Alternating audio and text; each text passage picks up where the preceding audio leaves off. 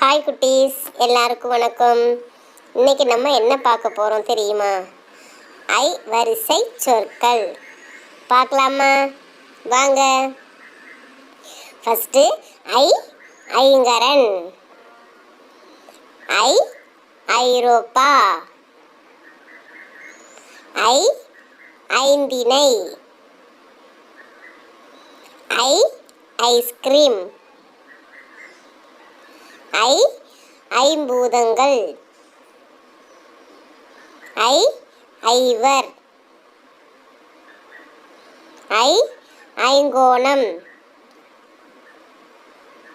ஐ Iravatham,